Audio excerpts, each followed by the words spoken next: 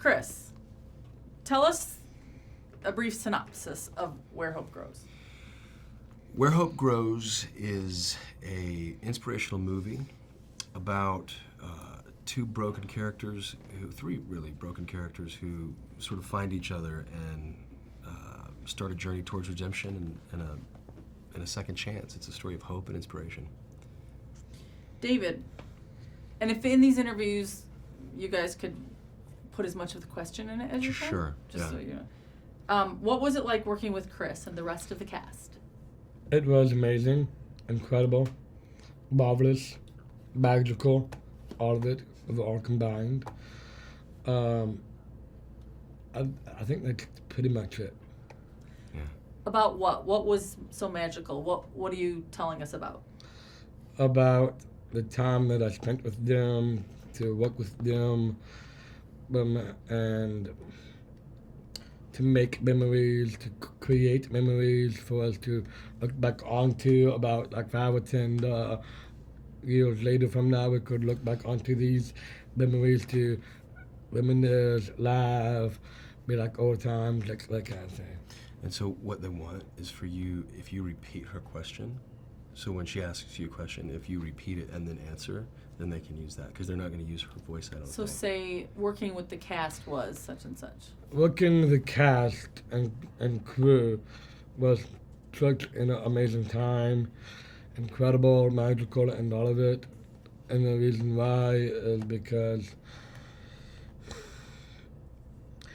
if you could be there, on the set, to watch us to how to make or to how to film this movie or any movies, you will learn a lot. And David, what was it like working with, and repeat this, director Kris Dowling? How did I work with Kris Dowling? I don't know, because he's a tough person to describe or to figure out. Because to me, Kris Dowling is such an amazing person. He and Polaha and even Brookburns and McKeely all belonged in one wolf pack. That's his last name, Dowling of the Howling. And then he howls at night of a full moon. And it's an amazing time to work with Kris Dowling, and Kris Dowling is the leader of the wolf pack. I'm the co-leader, and the co-leader behind me is McKeely.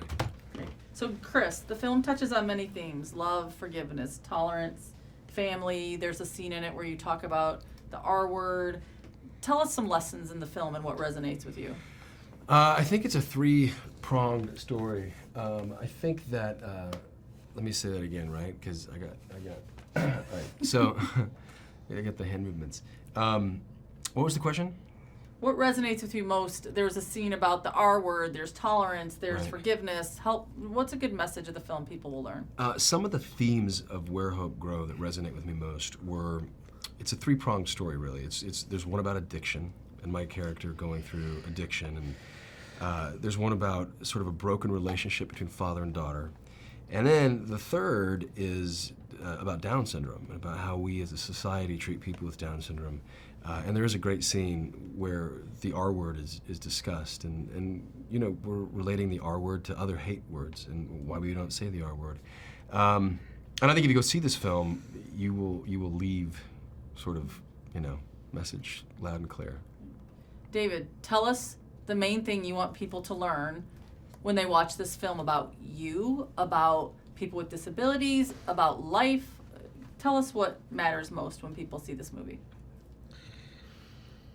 Probably the magic and the love of goodness that's behind the message of this movie, because I know that everybody wants to be good, and also goodness can bring out different things out from different people. Like goodness could bring out magic, it could bring out faith, it could bring out spirit, it could bring out being inspirational, like between me and McKeely or me and Kris. So David, one last question for you. Talk about your work with Special Olympics and talk about how people can learn more about dealing with people with Downs or just what's important to you, and that'll be your last question. Well, I should have won my Special Olympics World Games shirt for this one, then because the